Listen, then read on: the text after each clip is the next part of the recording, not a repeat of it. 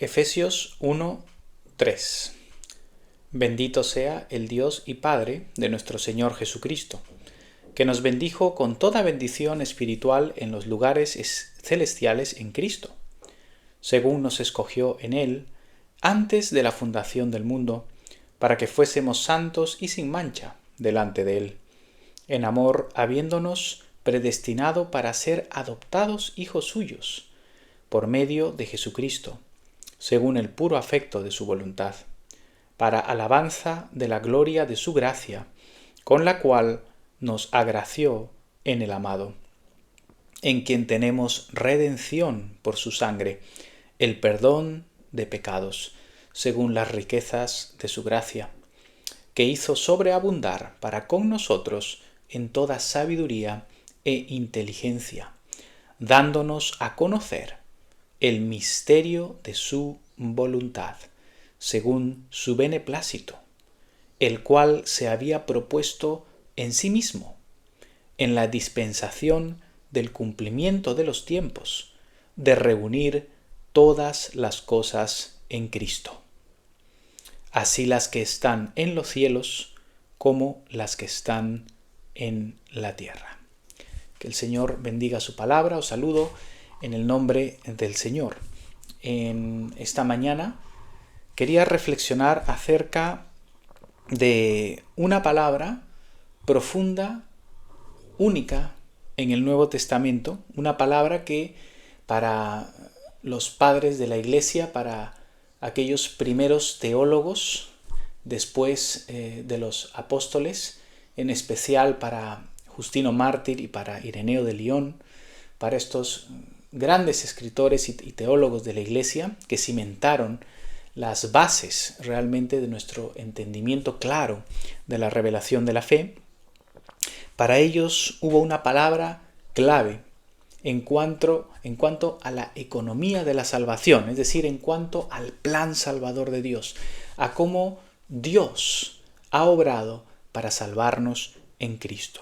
Esta palabra se encuentra en esta lectura de la epístola de San Pablo a los Efesios, en el capítulo 10. En esta parte San Pablo nos dice, ya desde el capítulo 9, que Dios nos ha dado a conocer a todos aquellos que le conocemos por medio de Cristo, todos aquellos que hemos recibido estas bendiciones, ¿verdad? Porque en este capítulo 1 San Pablo inicia con una veracá. Una veracá son las oraciones típicas de bendición judías. Es como los judíos oraban bendiciendo a Dios por las obras de gracia, de misericordia y de salvación que ha tenido con su pueblo, ¿no? Es bendecir el nombre de Dios. Bendito sea nuestro Dios, ¿no? Y así es como él empieza, ¿no? Bendito sea el Dios y Padre de nuestro Señor Jesucristo. Y empieza a describir todas las obras maravillosas y las bendiciones que recibimos en Cristo. Pero llegando al versículo 8 y 9, él dice: las riquezas de su gracia que nos ha dado el Señor, las hizo sobreabundar para con nosotros en toda sabiduría e inteligencia. Es decir, esa riqueza de la gracia de Dios, de la salvación de Dios, las ha hecho sobreabundar. También dándonos sabiduría e inteligencia, un entendimiento claro para darnos a conocer, dice, el misterio de su voluntad. Es decir, dentro del plan salvífico de Dios, dentro de la obra redentora de Dios, Dios no ha querido que nos quedemos como ignorantes en cuanto a sus planes. Dios ha querido, a Él le ha placido que nosotros tengamos sabiduría e inteligencia para darnos a conocer cuál es verdaderamente el misterio de su voluntad, es decir, su plan salvador. Esto fue un misterio en todo el Antiguo Testamento. Para nuestros padres del Antiguo Testamento fue un misterio, y San Pablo siempre habla de ese misterio que le ha sido revelado, el misterio de Cristo, el misterio del Evangelio, el misterio de la redención de Dios. Pero ¿en qué consiste ese misterio del plan de Dios para salvarnos? Es lo que dice aquí San Pablo. Ese misterio de su voluntad según su beneplácito. el cual, o sea, Dios, se había propuesto en sí mismo. Dios había tomado una determinación en sí mismo que en la dispensación, esa palabra oikonomía en griego, en la economía del tiempo, es decir, en la administración que Dios tiene de los tiempos, en la dispensación del cumplimiento de los tiempos, es decir, cuando Dios en su economía divina, en la administración de los tiempos, había establecido que en el cumplimiento de los tiempos, nos dice Él, había establecido el reunir todas las cosas en Cristo. Y aquí es donde se encuentra esa palabra clave para San Ireneo de León, para Justino Mártir y para toda la teología de los primeros siglos de la Iglesia. En esta traducción es la palabra reunir. Pero esa palabra, ese verbo reunir, que así se traduce en muchas de las Biblias en castellano, en el griego es una palabra mucho más grande y más profunda. En el griego esa palabra es anakephalaiosastai. El prefijo ana significa re o hacer otra vez. De ahí viene anabaptismo, ¿no? Rebautizar. Ana es re. Y kephala es cabeza, ¿no? Kephalé. Anakephalaiosastai significa recapitular o reencabezar. Esas traducciones le dan un sentido más pleno a esa palabra y no solamente reunir. Pero, ¿qué quiere decir? Que el plan de Dios, el misterio y la voluntad de Dios era el reencabezar, el recapitular todas las cosas en Cristo. Dice, las que están en los cielos, como las que están en la tierra.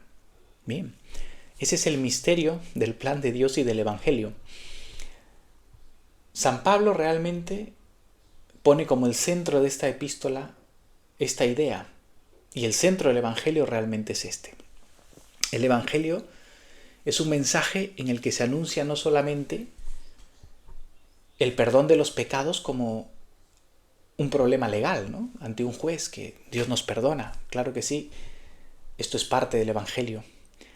Pero esta recapitulación en Cristo, este reencabezar todas las cosas en Cristo, habla de algo mucho mayor que solamente perdonar los pecados. Habla de verdaderamente una reconciliación cósmica, es decir, volver a unir todas las cosas en Cristo. Todo el caos y la separación y todo el desorden producido por la caída del pecado en Adán. Por eso este mundo está lleno de maldición, está bajo maldición. La muerte, el pecado, la injusticia, todo eso procede de la caída, y Cristo ha venido para restaurar todas estas cosas, para reencabezar todo en una nueva creación. Por eso es que esta palabra es tan profunda y nos muestra lo que es verdaderamente el misterio de la voluntad de Dios. Dios no solamente nos perdona en el sentido de una deuda, Dios restaura todas las cosas y Dios está en Cristo recapitulando, es decir, volviendo a reunir la creación, al ser humano caído y la creación entera, lo que está en los cielos y en la tierra, es decir, no solamente lo que ha sido afectado por la caída en este mundo material, sino también en el mundo espiritual, los ángeles, ¿no? Y todo el desorden que se ha generado por la caída está siendo restaurado en Cristo y va a ser plenamente restaurado cuando Jesucristo vuelva. Ahora todavía vivimos los efectos de la caída y del pecado en nosotros mismos y en el mundo que nos rodea, pero, repito, la voluntad de Dios es que en el cumplimiento de los tiempos, y esto empezó cuando Cristo vino para morir en la cruz, pero será completo y pleno cuando Jesús, habiendo resucitado y estando a la diestra del Padre, vuelva a este mundo a juzgar con justicia y a establecer una nueva creación. La primera cabeza de la humanidad fue Adán, y todo este mundo fue sujeto a la caída en Adán, pero ahora en Cristo, como el postrer Adán, el que no falló, el que venció, en él está siendo reencabezada la nueva creación, recapitulada, la nueva creación reunida en él y bajo él. Y ese es el sentido en el que los padres de la Iglesia vieron la economía de la salvación de Dios, el plan de la salvación de Dios. Dios tuvo que hacerse hombre en Cristo. ¿Para qué? Para restaurar a ese hombre que se había caído y reunir toda la creación nuevamente en él. Esta misma idea San Pablo nos la dice en Colosenses, con otra palabra muy interesante. En Colosenses 1:15, hablando de Cristo, dice: Él es la imagen del Dios invisible, el primogénito de toda creación, porque en Él, en Cristo, fueron creadas todas las cosas, las que hay en los cielos y las que hay en la tierra, visibles e invisibles, sean tronos, sean dominios, sean principados, sean potestades, todo fue creado por medio de Él y para Él. Y Él es antes de todas las cosas y todas las cosas en Él subsisten. Y Él es la cabeza del cuerpo, que es la Iglesia. Él, que es el principio, el primogénito entre los muertos, para que en todo tenga la preeminencia, por cuanto agradó al Padre que en Él habitase toda plenitud. Y presta atención a este versículo 20, y por medio de Él, de Cristo, reconciliar consigo todas las cosas, así las que están en la tierra como las que están en los cielos, haciendo la paz mediante la sangre de su cruz. Mira la centralidad que tiene Cristo en las Escrituras. La importancia de Cristo como el Verbo eterno preexistente en quien fue creado todo y por quien todo va a ser restaurado. Porque todas las cosas en Él subsisten, dice Pablo. Y al Padre le ha agradado, por medio de Él, de Jesús, reconciliar. Esta palabra reconciliar está íntimamente unida a la palabra reencabezar que hemos visto en Efesios, ¿no? Efesios y Colosenses son dos epístolas casi gemelas, se les considera, con ideas y doctrina sumamente unida. Aquí San Pablo utiliza la palabra reconciliar en vez de recapitular. Y esta palabra, apocatalazo, es igual una palabra especial. Una palabra a la que Pablo le añade ese prefijo apo, que es un intensivo, que habla de una reconciliación completa, plena, total. Es una reconciliación cósmica. No es una reconciliación solo como perdón, repito. No solo como el perdón de unas faltas. Es una reconciliación como de volver a unir el cielo y la tierra. Aquello que fue separado por la caída, el cielo y la tierra, Dios y hombre fueron separados catastróficamente. Pero en Cristo se vuelve a reconciliar. Otra vez a reunir completa y perfectamente el cielo y la tierra. Por eso dice reconciliar consigo. Dios ha querido reconciliar consigo todas las cosas. Las que están en los cielos y en la tierra. Es algo cósmico, universal, muy profundo. Haciendo la paz. ¿Pero mediante qué? Mediante la sangre de su cruz. Sin la cruz de Cristo, sin Cristo muriendo crucificado en esa cruz, no había recapitulación, no había reconciliación. Era necesaria la cruz. Cristo, el Hijo de Dios, tenía que morir en esa cruz para destruir el imperio de la muerte. Su muerte es la muerte de la muerte. Él muriendo en la cruz pisoteaba a Satanás y su reino de este mundo, destruía el poder de las tinieblas y satisfacía el precio de nuestro pecado, reconciliando esta creación perdida y al ser humano perdido con Dios. Pero por supuesto, la demanda del Evangelio es: cree en Jesucristo, arrepiéntete, únete al reino de Cristo, recíbele como tu Señor y síguele. En Él tienes esa reconciliación, pero fuera de Él estás fuera de esa reconciliación. Y por eso podemos ver la centralidad de la cruz, la necesidad de la muerte y la resurrección de Jesucristo. Por eso, en el Evangelio de Juan, capítulo 12, versículo 31, el mismo Señor Jesucristo, antes de ir a la cruz, le dice a sus discípulos: ahora es el juicio de este mundo caído. Ahora el príncipe de este mundo, Satanás, será echado fuera. Es decir, ahora viene el juicio de este mundo y Satanás será echado fuera. Es decir, viene el juicio sobre Satanás. ¿Cuándo venía ese juicio? Dice Jesús, versículo 32, y yo, si fuere levantado de la tierra, a todos atraeré a mí mismo. Y decía esto, dice San Juan, dando a entender de qué muerte iba a morir. Es decir, Jesús está hablando aquí de la cruz. Es en su cruz, cuando Él fue levantado de la tierra para ser crucificado, en ese momento en el que el juicio de este mundo venía. Y Satanás era juzgado y quitado de en medio y echado fuera. Y ahora Él en la cruz es levantado para que por su sangre, como el Cordero perfecto, que muere para nuestra reconciliación, para restaurar este mundo, esta creación, al Padre, cuando Él es levantado dice: a todos atraeré a mí mismo. Eso es recapitulación, eso es reconciliación. Cristo en la cruz nos llama a todos: ven a mí y serás salvo.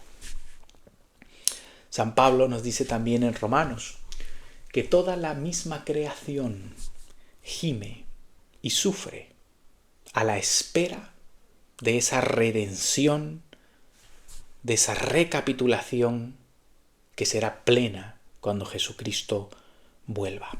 Romanos 8:20 dice: porque la creación fue sujeta a la vanidad, fue sujeta al vacío, no por su propia voluntad, sino por causa del que la sujetó en esperanza, esto es Adán.